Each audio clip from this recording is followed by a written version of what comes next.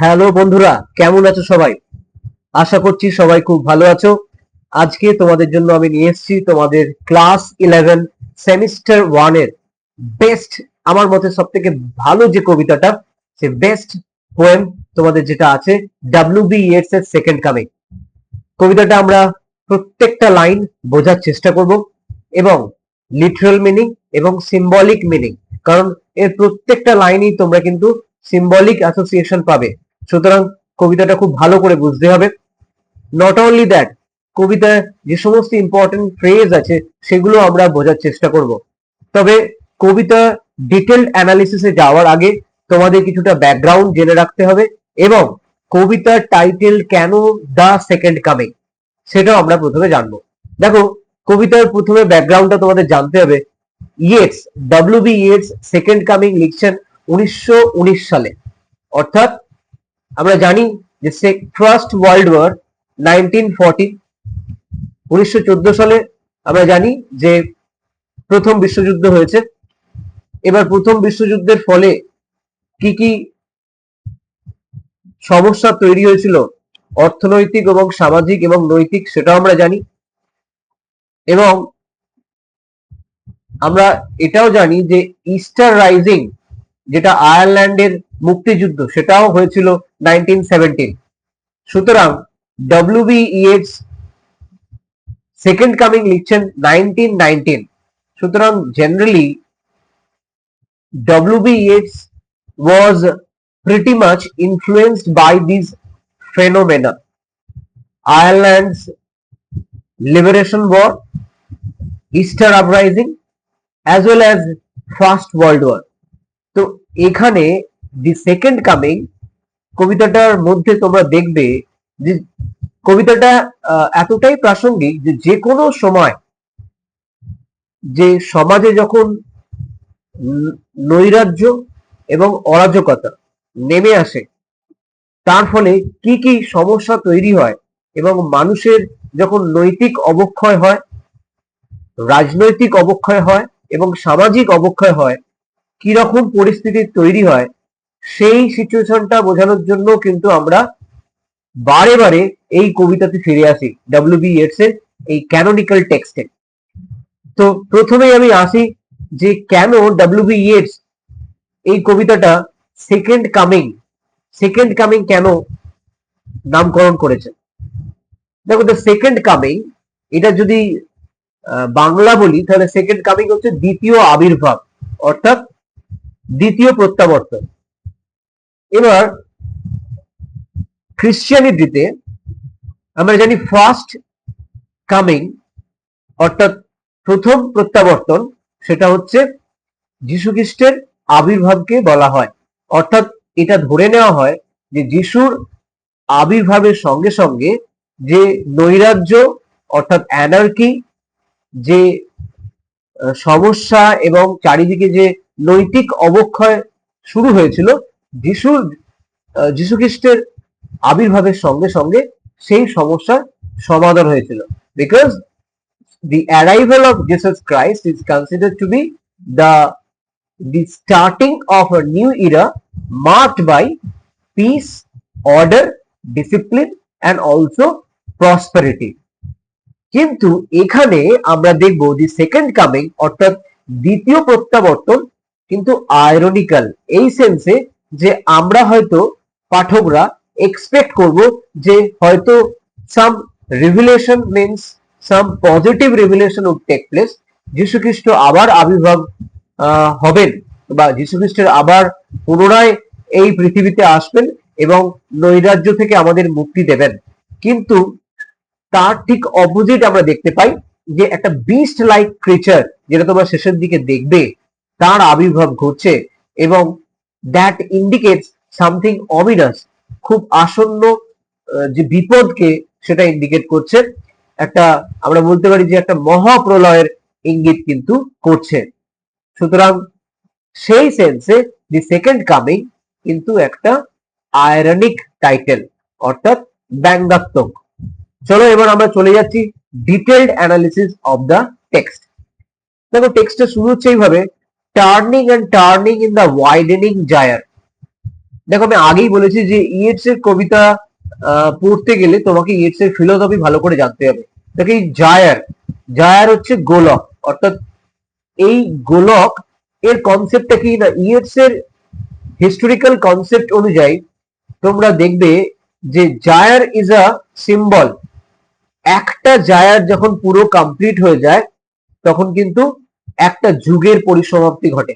তো এখানেও আমরা দেখতে পাচ্ছি যে ফার্স্ট কামিং অর্থাৎ যিশুর আবির্ভাবের সঙ্গে সঙ্গে যে যুগের সূচনা হয়েছিল সেই যুগের সূচনা প্রায় অন্তিম লগ্নে এসে পৌঁছেছে, এবং এটা ইন্ডিকেট করছে যে আর একটা নতুন যুগের আবির্ভাব ঘটছে যেটা কমপ্লিটলি অপোজিট। তাহলে দেখো এখানে ডব্লিউ.বি. ইয়েটস তার বিখ্যাত গ্রন্থ আ ভিশন, সেখানে উনি বলেছেন তার যে হিস্টোরিক্যাল কনসেপ্ট যে one gyre ends and another gyre starts and this is a cyclic process. History according to Yeats is a moves in cyclic process. একটা ইপোজ বা অধ্যায় বা একটা যুগের পরিসমাপ্তির সঙ্গে সঙ্গে নতুন একটা অপোজিট যুগের সৃষ্টি হয়।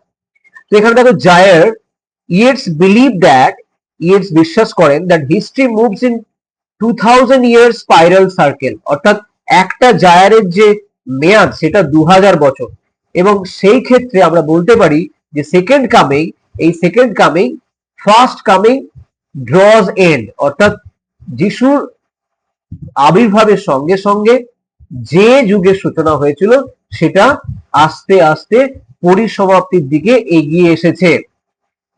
The current situation of gyre is widening, এবং সেই জায়ারটা আস্তে আস্তে ব্যাপ্তি পাচ্ছে বা এটা প্রসারিত হচ্ছে। যত প্রসারিত হয়ে এগিয়ে যাবে তত এই সার্কেলটা ক্লোজ হবে এবং নতুন একটা যুগের সূচনা হবে।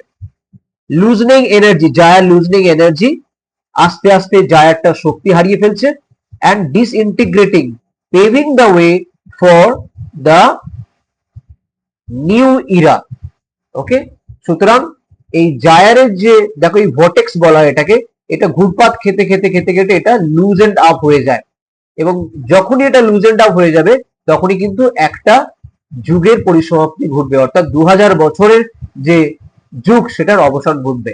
তো এখানে এই সেকেন্ড কামিং অর্থাৎ first coming drawing close, second coming is about to start. এবার এই সেকেন্ড কামিং এর নেচারটা কিরকম হবে, দ্বিতীয় প্রত্যাবর্তন, সেটাই কবি ভিশনে আমরা দেখব। দেখো টার্নিং অ্যান্ড টার্নিং, ঘুরপাক খেতে খেতে in the widening gyre, gyre আমি বললাম, তো জায়ারে ঘুরপাক খাচ্ছে খেতে খেতে। The falcon cannot hear, the falconer, দেখো ফ্যালকন হচ্ছে বাজ পাখি, and falconer one who trains falcon and falcon also obeys falconer। এই যে এদের ট্রেনার হয় বাজ পাখিগুলো কিন্তু এই ট্রেনারদের কথা মতো চলে এবং যা নির্দেশ দেয় সেই নির্দেশ পালন করে। কিন্তু এখানে আমরা দেখতে পাচ্ছি যে একটা new epoch or new era is about to start, সেই জন্য ফ্যালকন এবং ফ্যালকনার যে তাদের মধ্যে কোনো সেই সম্পর্কটা নেই। তো there is a lack of communication, there is a lack of communication between falcon and falconer।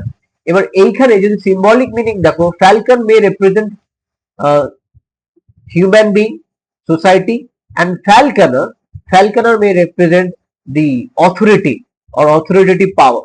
So there is no control, lack of communication, that is being highlighted। So there is lack of communication। Third লাইনে কবি বলছেন খুবই বিখ্যাত line, things fall apart, সবকিছু চারিদিকে ভেঙে পড়ছে, দি centre cannot hold. দেখো এটাও socio politically very important line, চারিদিকে সবকিছু তছনছ হয়ে যাচ্ছে, ভেঙে পড়ছে। কি কি ভেঙে পড়ছে? সোশ্যাল অর্ডার ভেঙে পড়ছে, সোশ্যাল অর্ডার ভেঙে পড়ছে, পলিটিক্যাল অর্ডার ভেঙে পড়ছে, moral order also breaking down. তার ফলে what is the result? Centre cannot hold, অর্থাৎ যে বাঁধন, there is a order in the society that is getting completely destroyed and annihilated।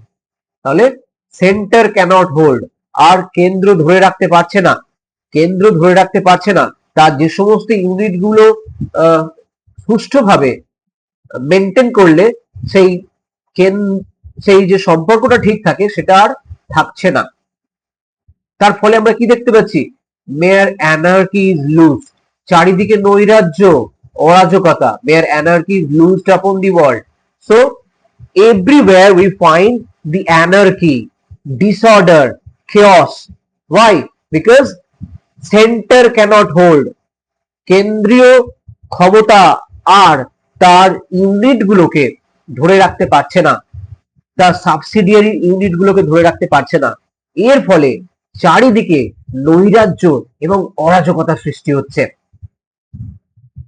তো নেক্সট আমরা দেখি, the blood dim tide is loosed. See, tide means, you know, that is force, great force, and blood, dimmed means filled. তার মানে রক্ত সিক্ত যে Tide, that is uncontrollable is loosed. That means the brutality is at its peak and violence is massive.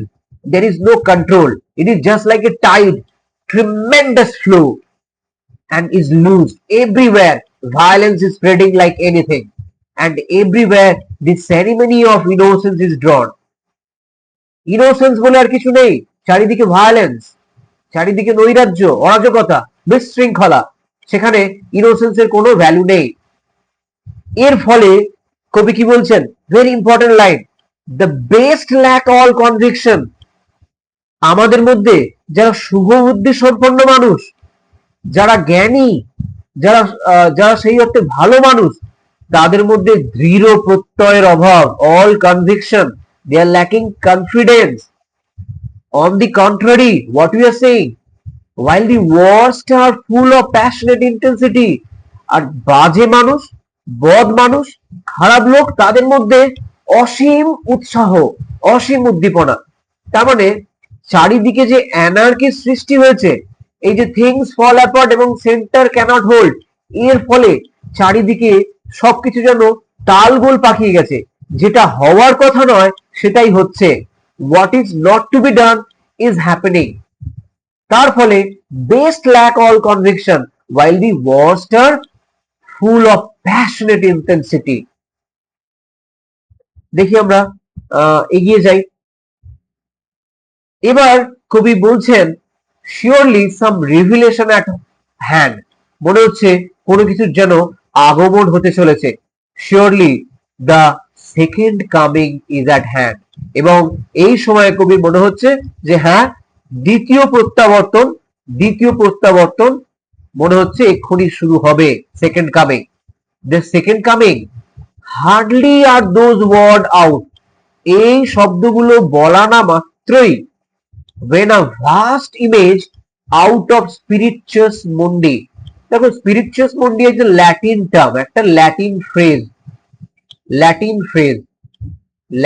Phrase, যার অর্থ হলো বিশ্বস্মৃতি বা বিশ্বের সোল বলতে পারি। এটা একটা কালেকটিভ কনসায়েন্স, একটা বিশ্বের চেতনা, সমগ্র মানুষের চেতনা বোঝাচ্ছে। এটা ল্যাটিন ফ্রেজ, স্পিরিচুয়াস মুন্ডি ট্রাভেলস মাই সাইট, একটা দৃশ্য যেটা কবিকে বিচলিত করছে। কি সেই দৃশ্য, কি সেই ভয়ানক দৃশ্য? somewhere in the sands of the desert, কবি বলছেন তার ভিশনে সেকেন্ড কামিং আসছে, কিন্তু সেই সেকেন্ড কামিং কি সুখকর? না, ভয়ঙ্কর দৃশ্য তিনি দেখছেন। কোথায়? ডেজার্টে, মরুভূমিতে। কি? আর সে উইথ এ লায়ন বডি, সিংহের মতো body, and the head of a man, এবং মানুষের মতো মাথা। আ গেজ, একটা দৃষ্টি, ব্ল্যাঙ্ক, পিটিলেস, করুণ একটা দৃষ্টি, ফাঁকা শূন্য দৃষ্টি, অ্যাজ দ্য সান, ঠিক যেন সূর্যের মতোই নির্মম সেই দৃষ্টি। Emotionless, passionless, is moving it slow thighs, এবং সেই ভয়ঙ্কর যে রূপটা আস্তে আস্তে এগিয়ে যাচ্ছে। while all about it, এটা চারিদিকে কি করছে না? রিভলভিং, ঘুরপাক খাচ্ছে। শ্যাডোজ অফ দি ইন্ডিগন্যান্ট মানে ক্ষুব্ধ, ভেরি অ্যাংরি হু ডেজার্ট বার্ডস, এটা যেমন আস্তে আস্তে মরুভূমির ওপর দিয়ে হেঁটে যাচ্ছে।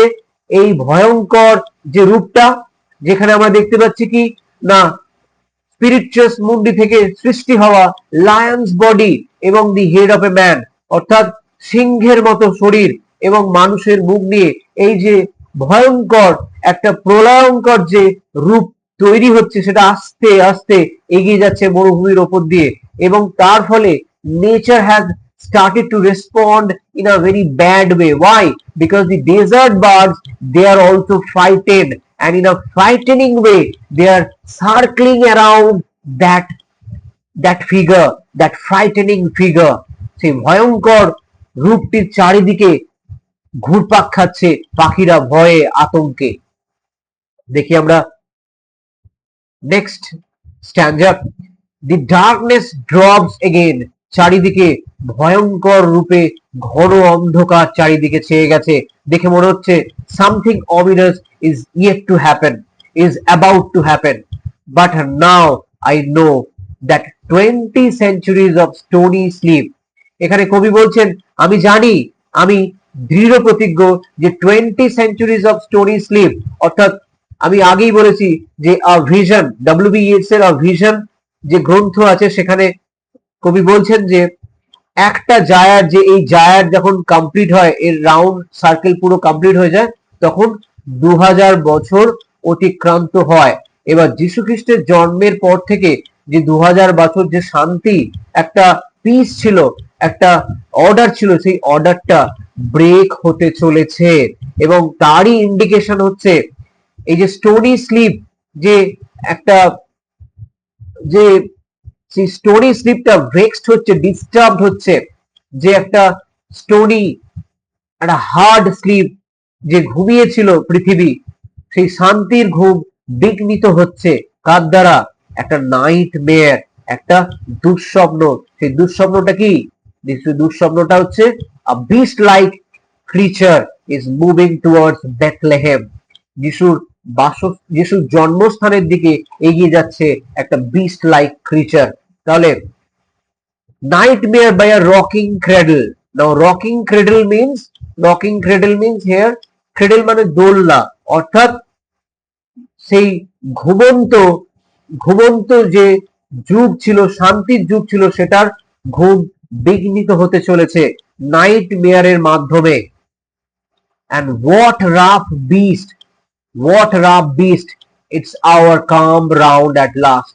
And ultimately the poet reveals the structure of this beast, that is rough beast. So it is not second coming in that sense. এটা দ্বিতীয় প্রত্যাবর্তন নয়, যিশুর প্রত্যাবর্তন নয়। On the other hand, এটা কি? the ভয়ানক রাফ বিস্ট, একটা পশু, একটা বাজে, একটা আমরা দেখতে পাচ্ছি এখানে যে ভয়ঙ্কর একটা দানবীয় পশু এখানে আবির্ভাব ঘটছে। এই জন্যই সেকেন্ড কামিং টাইটেলটা কিন্তু আয়রনিক, কারণ এটা কোনো অর্ডার নিয়ে আসে না, কোনো শান্তি বয়ে নিয়ে আসে না, বরঞ্চ একটা ভয়ঙ্কর সময়ের আসন্ন ভয়ঙ্কর সময়ের বার্তা বয়ে নিয়ে আসছে। Its hour come round at last. Slouches, হামাগুড়ি দিতে দিতে যাচ্ছে কোন দিকে? Towards Bethlehem to be born. Bethlehem অর্থাৎ যিশুর জন্মস্থানে, সেখানেই এর জন্ম হবে, সেখানেই এর প্রত্যাবর্তন হবে।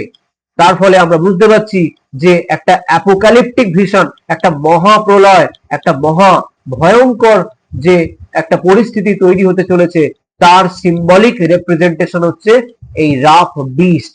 এই রাফ বিস্ট হচ্ছে তার সিম্বলিক রিপ্রেজেন্টেশন। অর্থাৎ এই দ্বিতীয় প্রত্যাবর্তন is not at all something very blessing. It's a curse. It's a curse for humanity, because everywhere anarchy is let loose. Everywhere disorder is spreading. People are in a anarchy and in a disorder. They are pessimistic situation. They are in a pessimistic situation. And this rough beast symbolizes that rough time that is approaching.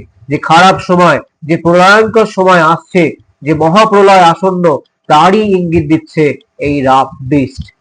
আশা করছি তোমাদের এই কবিতাটা বুঝতে কোনো অসুবিধা হয়নি। প্রত্যেকটা লাইনের মানে আমি ডিটেলে ব্যাখ্যা করেছি, এর হিস্টোরিক্যাল ব্যাকগ্রাউন্ড এবং W.B. Yeats এর যে বিখ্যাত গ্রন্থ ভিশন, তার সঙ্গে জায়ারের কি সম্পর্ক, সেটাও আমি এখানে তুলে ধরলাম। তো আজকের ক্লাস আমি এখানেই শেষ করছি।